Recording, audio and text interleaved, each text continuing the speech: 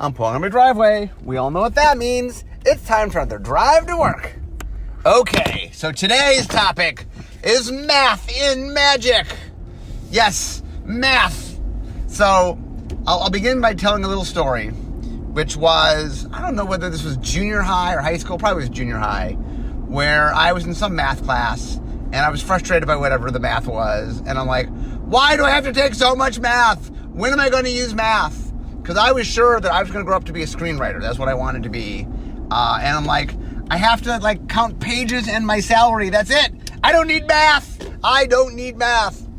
But I took math classes nonetheless. And interestingly, I now have a job with a lot of math. So I did an interview not so long ago with a podcast called Working. And on it, one of the topics that came up was how much math we had. And he was fascinated by it. And I realized it might be an interesting podcast topic because I'm not sure if it's obvious how much math there is in the making of magic. There's a crazy amount of math. And so today, I'm going to try to convince you that that math class that you took or are currently taking has some value if your goal is to ever make magic. So I thought it interesting, just a different way to look at magic, talk about a different aspect of magic. I know I always examine magic design from many angles, but I've not examined it from the math angle. So today I thought I would talk about the multitude of math in magic.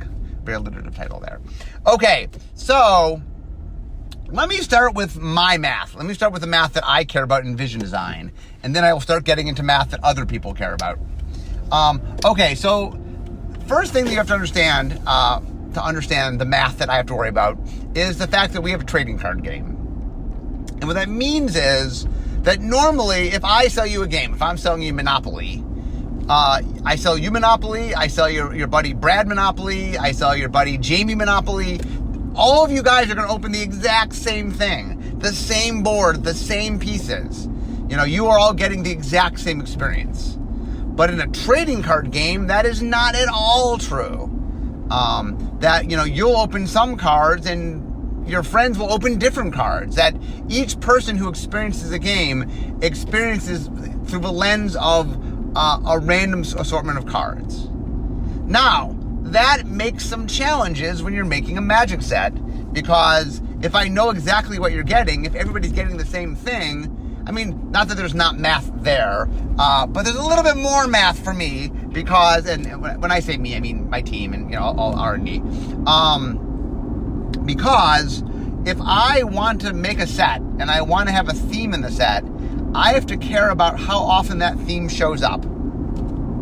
Because what I don't want to do is I have a theme and you open up 10 booster packs and you have no idea what the theme is. For example, Champions of Kamigawa had this legendary theme, but most of the legendaries were at rare. There were a few uncommons, but most of them were at rare. And now all the rare creatures were legendary. But how many packs do you have to open up before you figure out that's what's going on? Because not every pack has a rare creature. And even if you open up a rare creature and it's a legendary creature, there are legendary creatures in the set. How many do you have to open before you're like, oh, this is atypical. Wait a minute, I think there's something going on. And the problem there was it required a lot of packs. You really, it was not a theme you got pretty early. And that's the problem. We want you to open up one booster pack and have some idea what the theme is. And if you open up multiple, 3-4 booster packs, for sure you should know what the theme is. And so in order to make that happen, we have to care. So this is a term I use from time to time called ASFAN. Regular listeners should know, stands for ASFAN. So what ASFAN means is when you open up a booster pack, what percentage of the cards are any one thing that you care about? And the reason this is so important is, so let's say I have a theme. Let's say it's a set about artifacts or a set about enchantments or legendaries or whatever my theme is, whatever we care about.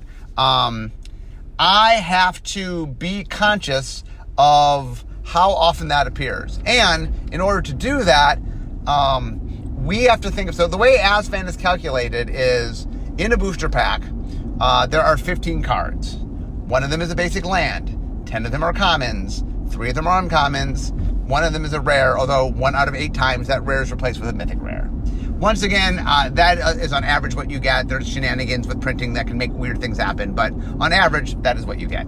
So what that means is, when we're trying to calculate, we have to figure out, okay, how many commons are there? So for a large set, usually there's 101. How many uncommons are there? There's normally 80. How many rares? Normally 53. How many mythic rares? 15. So we have something showing up in some number of commons. We have to care about how many commons have that thing, and then calculate in a booster pack that times 10, because there's 10 slots where a common can show up. So let's say, for example, we have 101 cards.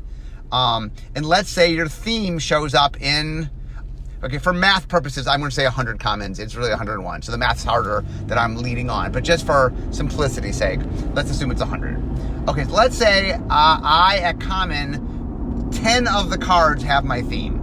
So that means 1 out of 10, 1/10, 10% of my cards had the theme. So what happens is, when I'm figuring out the math for the booster for Asfan, I say, okay, there's a 1 in 10 chance that you're going to get one of those cards. One of the cards that I care about, the theme that I care about. And then, since you have every common slot gives you a 1 in 10 chance, that means for each of the 10 slots, you have a 10% chance, a 1 in 10 chance. Now, if you have 10 slots and a 1 in 10 chance, that means you have a 1.0. Your Asfan right now is 1.0. The reason for that is, on average, if you open up a booster pack, so let's say, for example, the theme's only a common, only in 10 cards. That's an Asfan of 1, because out of 100 cards, you have 10, it's 0.1 or 10%. But if that happens 10 times, your average is, I will get 1 of the cards in question. So my Asfan is 1. Now, sometimes you might put something at higher rarities as well, so like uncommon. So let's say uncommon, you decide that you're going to put in 4 of the cards in question. All right, we'll make it easier. We'll say 8 of the cards in question. So you put 8 of the cards in question. So common has 10, uncommon is 8. Well, 8 out of 80 is 10% as well. So now, if that were the case, you would have 10% in each of the commons and 10% at the 3 uncommon slots. So you would have a 1.3 Asfan now. Because that's saying that if you open up your booster pack between your commons and uncommon slots, and based on how they are in the set, you now have on average, when you open up a set, you have 1.3 cards of the thing in question. It's an Asfan of 1.3. Now, let's say, for example, at rare, I also want to have a 10% chance. There's 53 rares. Basically, you get a rare 7 out of 8 times. You get a mythic rare 1 out of 8 times. So let's say I want a 10% chance of getting mythic rare. There's 53 of them, so 5.3 is 10%. So let's just say 6. A little bit over 10%, but close. So let's say we put 6 rares in. Then, because there are 53 slots, you get 6 rares, that's roughly 10%. And you get 1 slot that shows up 7/8 of a time. So if it was 10%, then it would be 7/8 of 10%, because the slot shows up 7/8 of the time. Likewise, mythic rare, that shows up 1/8 of the time, so it's whatever the percentage times 1/8. And then you add all those together. That's how you figure out your Asfan. I have to be very conscious of that, because if I'm making a certain set, I have to figure out how often does that show up. Now it can get even more complicated. Let's say I have an AB mechanic. So what that means is, a good example of an AB mechanic might be Madness. Madness says, whenever I discard it, if this card gets discarded, I can pay a certain cost to cast it. Well, Madness doesn't mean anything unless I have cards that make you discard. So that's what we call an AB mechanic. Well, A is cards that make you discard, and B are Madness cards that that trigger when discarded. So if I want to put an AB mechanic in, not only do I have to figure the Asfan of A, but the Asfan of B. And I need, now, the other thing that makes the math even more fun is, right now I'm assuming that when I talk about Asfan, I'm talking about general Asfan, just in a random booster. But not everybody's playing every color. So not only do we have Asfan, we have As played. And what that means is not just looking at what is in the booster, but what is most likely to actually see play. Because one of the things that we do is we grade all the cards on how likely they are to get played in limited, and then there's gradings for constructed. And so we have to figure out sort of, as played means, okay, these are the percentages based on cards you're more likely to play. Now, it gets extra complicated because of colors. So, I might have a theme, but my theme might not universally show up in all the colors in the same rate. And so, one of the things that we're trying to figure out is not just ASFAN, but sometimes what's the ASFAN for color? What's the ASFAN for black? What's the ASFAN for red? And there's a lot, like I said, a lot of us trying to figure out what we're doing is trying to make sure that whatever it is we're giving you, that we're putting it in at a rate where it's going to show up in the right amount. Now, there's some tricks we got to use that circumvent the math. For example, War of the Spark had a Planeswalker theme, and Dominaria had a Legendary theme. Well, one of the things we did in both of those packs is we dedicated a slot to the theme. So what that means is every time you opened a Dominaria pack, you were guaranteed getting a Legendary. And every time you opened up a War of the Spark pack, you were guaranteed getting a Planeswalker. And so that ups your ASFAN because you have a guarantee that you know. And that allows us to tweak. Now, the other thing is with collation, like there's a lot of things we can do depending on, is your ASFAN, for example, on its own sheet? If the ASFAN's on your own sheet, you have a lot of control of how many times you print that sheet. If the ASFAN is mixed in on a normal sheet, then once again, you're more at the mercy of the math to figure it out. So there's that. There's all the ASFAN. That's probably the most complicated math that I have to worry about because I need to figure out the right amounts of things. And a lot of that, by the way, also comes from playing and getting a sense of how often do you need to see things and how often do you want them and how often do they have to show up in certain colors and stuff like that. The other big math that we have to care about is there is a lot of math about trying to make sure that things can work. While Vision is not responsible for final costs or anything, there also is some math to make sure that, when we try to get a mechanic and we want to make sure that what we're doing can work, there is a little bit of, we do what we call curving.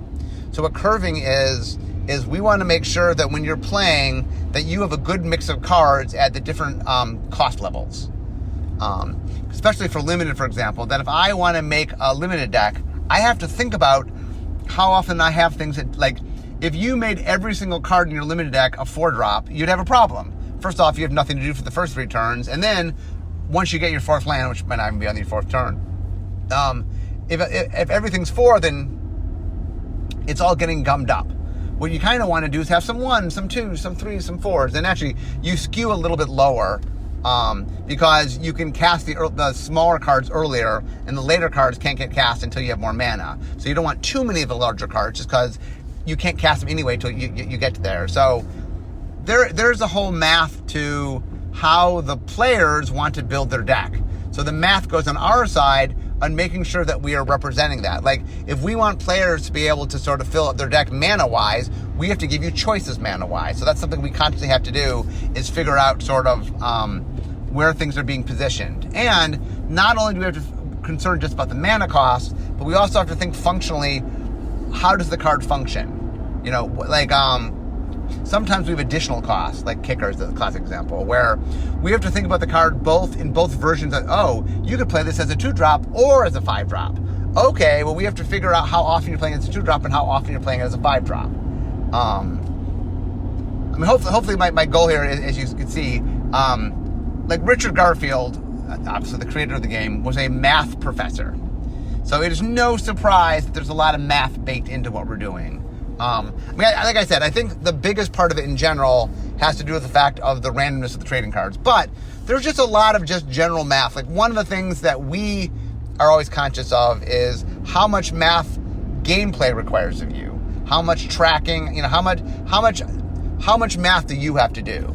And here's a very simple example, which is when something has to change its power and toughness, we've learned there are things that you can do that are easy for the mind to sort of calculate, and there are things that are tough. For example, adding +1+1, or adding +n is the easiest, just because, I mean, the simplest thing to do is have square stats. I'm a 2-2, I'm a 3-3, and then I give you +n, meaning the boost is the same for power and toughness. So the idea is I'm a 2-2 and I get +3+3. I'm like, oh, very easy. 2 + 3 is 5. I'm a 5-5. That's very easy to calculate. Sometimes, but the problem is if we always did square stats with square boosts, it's very limiting what we can do. So the next thing we can do to make it easy for you is sometimes we'll have non-square stats, and usually with non-square stats, we most often will give you square boosts. But sometimes what we'll do is, if a creature is giving itself a boost, one of the things we'll do sometimes is, let's say you have a creature that has different power and toughness. You can swap its boost so that it ends up even. So I have a 2-3 that I give +3+2 to, meaning it turns into a 5-5. That I have to realize it's 3+2 and 2+3, but the swapping of the inverting of them is a little bit easier for people. The other math that's also a lot easier is only changing the power and not changing the toughness. A lot of the difficult math and understanding what is going on the board has to do with the toughness, because you're trying to figure out if things survive.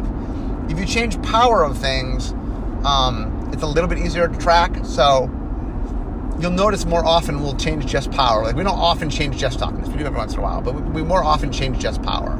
+n+o is a lot easier to track. And so one of the things that we're always trying to do is not only behind the scenes do the math, make sure that the math is working out and making the game run smoothly, but we also want to make sure that any math that you, the player, have to encounter, that we're doing things to help you, that we're doing things to make it a little easier to process. And sometimes what we find is there's certain, like a good example of math that didn't work out is in Unhinged, I did fractions. I did half. And on the surface, it seemed like, oh, cute, it's a half creature or whatever.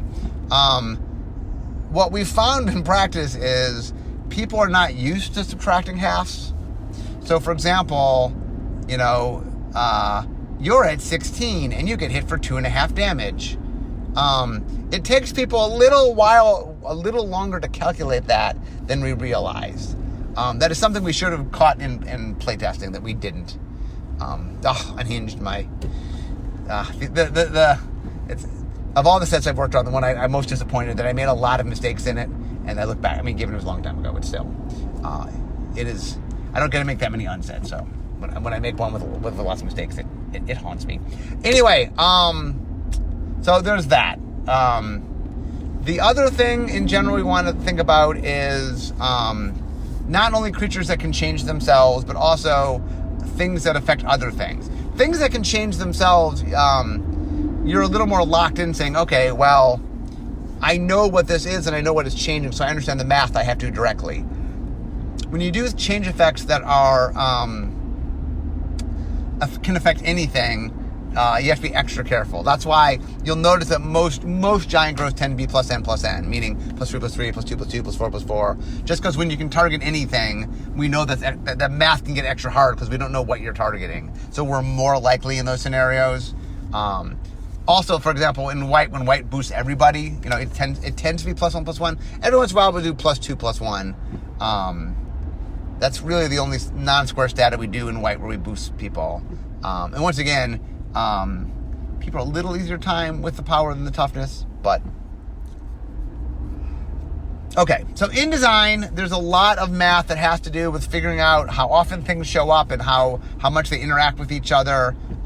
There definitely is some math that goes into the mana, meaning there's math on trying to understand when to cast something and how much it should cast, and when it's supposed to cost 1 colored mana or 2 colored mana. That is not something I do tons with.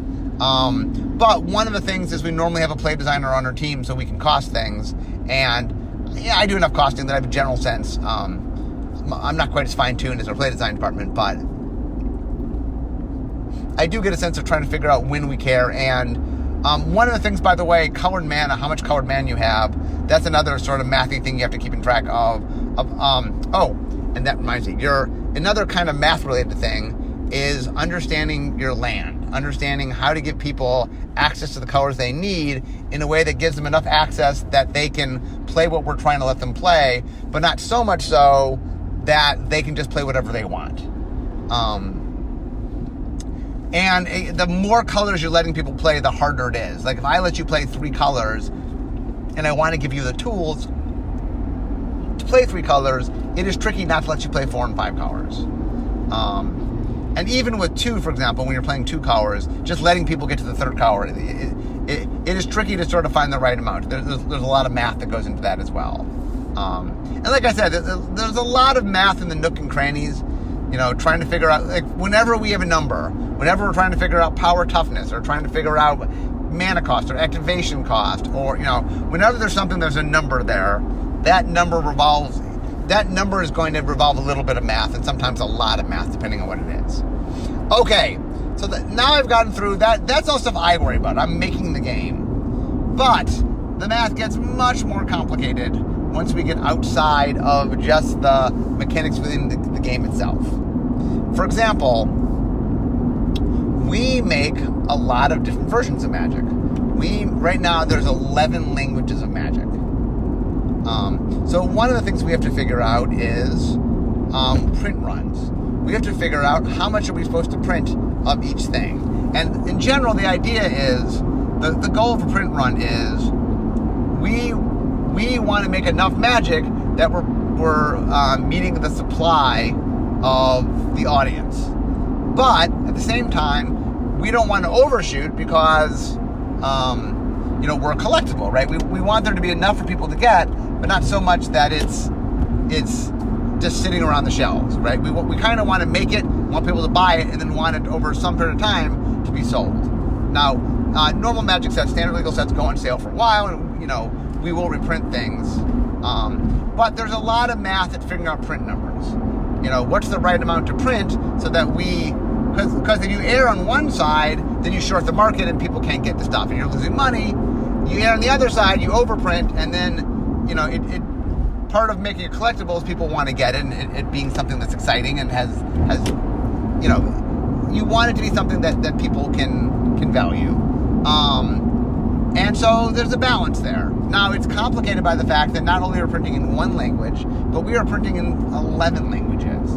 And each language has its own sales pattern and has its own need.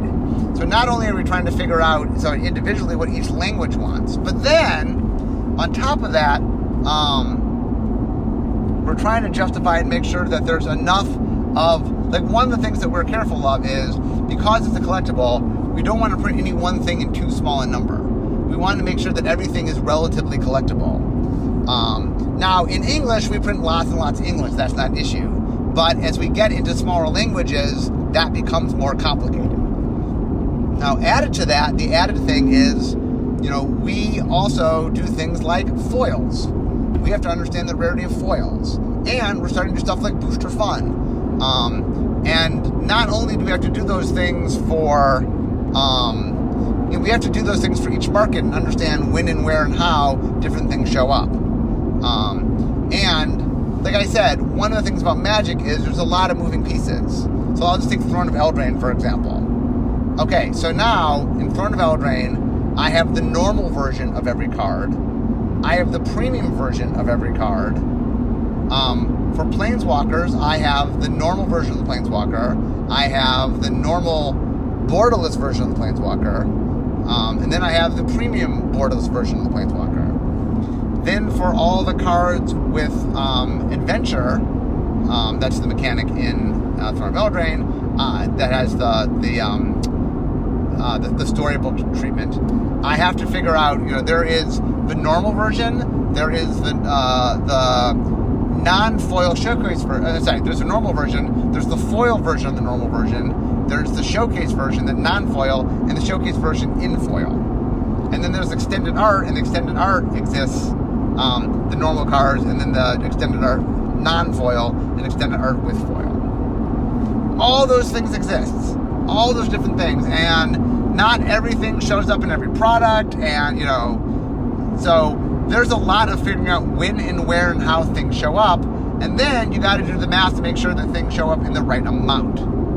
And not just in the right amount in a vacuum, but also in the right amount in totality. In, you know, how much of the product in general do we want to exist? And so there's a lot of math to figure that out, to try to figure out where and how much and how often and what you're doing in different languages and stuff. On top of that, we have logistics, meaning we sell magic at the same day worldwide. So not only do we have to print all these things and print them in the right numbers overall, but we also have to print them within a time frame where we understand where and how they're going to be all in the same place at the same time. And what that means is we print around the world so that we can ship to a lot of different places, but then we have to figure out sort of how long it takes to print, and then how to get where it needs to get, such that everything ends up in the same place on the same time, so that on the same day, worldwide, people can release it. And there's a huge amount of math in that. There's a lot of math in trying to understand all the logistics of making the things happen. On top of that, sometimes we reprint cards. And, you know, we need to be very conscious of how many cards we have, and when we reprint, how many we want to reprint. That's another sort of thing to keep in mind. What we call allocation, which is some things we print to demand, meaning most standard legal sets, hey, as much as people want, we'll keep printing, and if they want more, we'll go on press and we'll print more. Some things are what we call allocated, which means we don't print it's not an endless supply. We're only printing so many. Master sets and things that are mostly reprints fall in this category. It's not printing to demand, we're printing some amount of it. And so we have to figure out what's the right amount of it and what languages it are in. You know, and there's a lot of deducing all that and figuring out what that has to be. There's play design. So play design, like I said, they have a lot to do with figuring out the balance of individual cards, meaning what does this cost, what does that cost. But the other thing that requires a lot of math is they have to balance the play environment. They have to make sure that there is, you know, and like I said, they have to balance the play environment without definitively solving the play environment.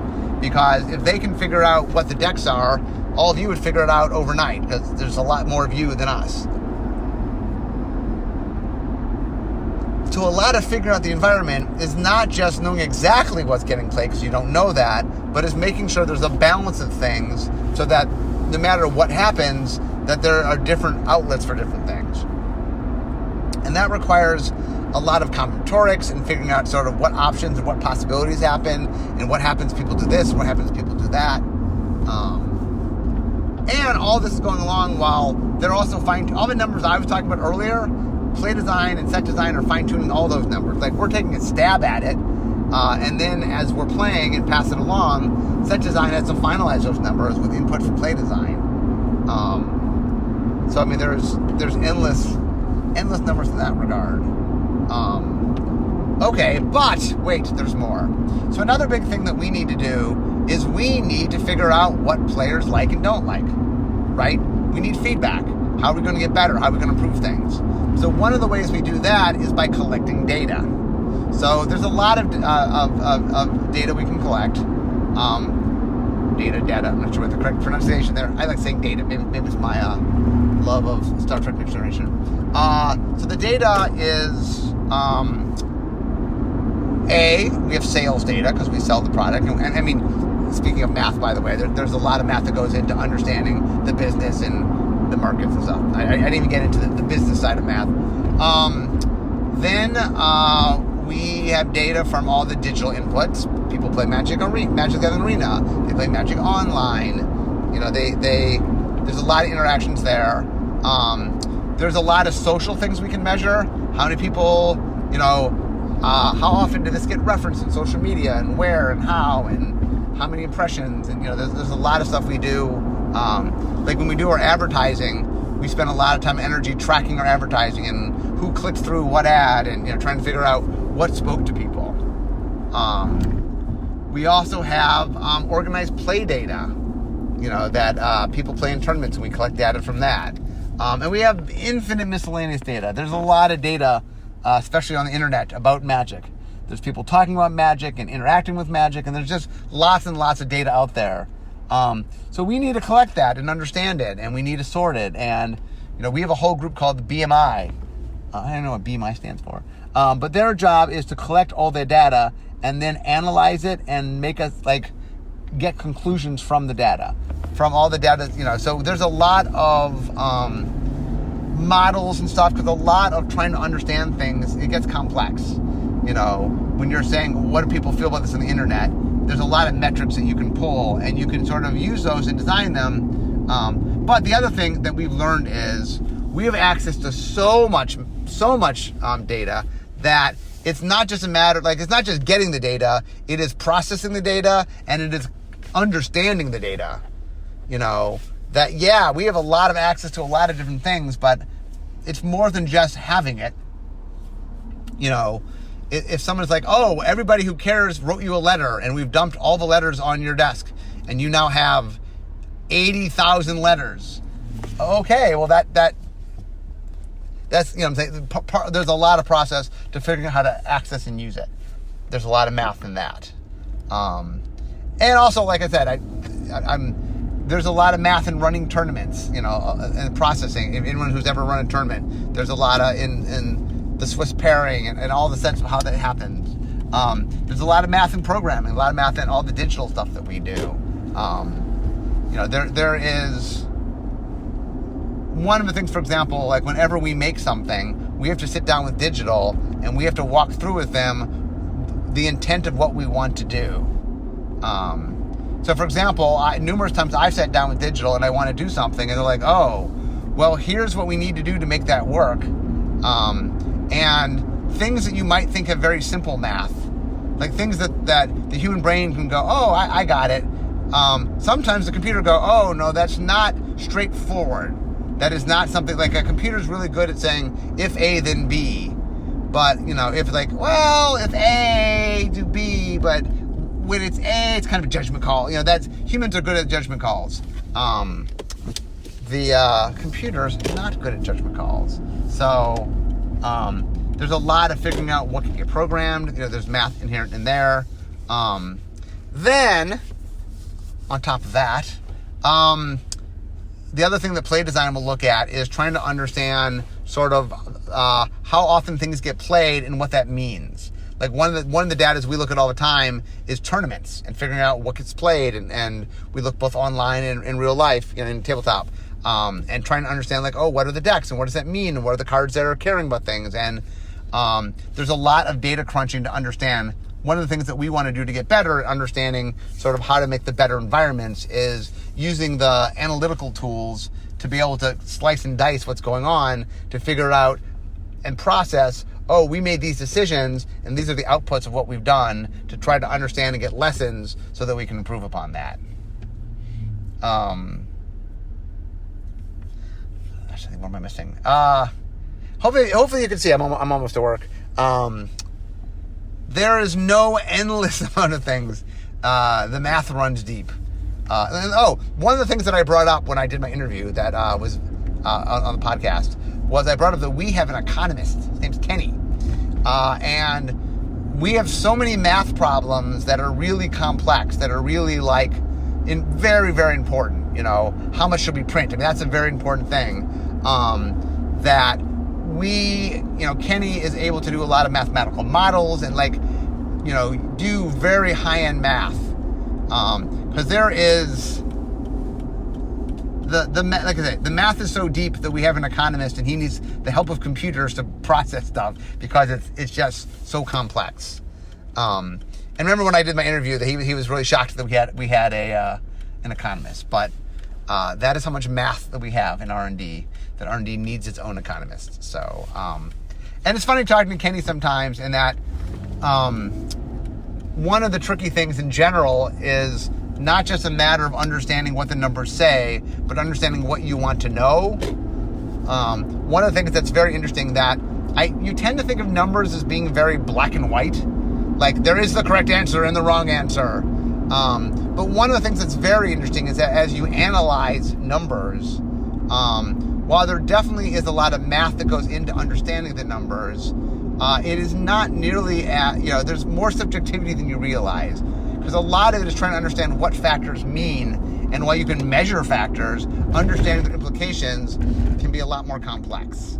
And that is something that I don't think I really appreciated until I got here and started watching. Like, I'm surrounded by people in R&D that are really good at numbers. I mean, not that I'm bad at numbers, but I'm, watching something like Eric Lauer process numbers in his head. I'm nowhere in that ballpark at all.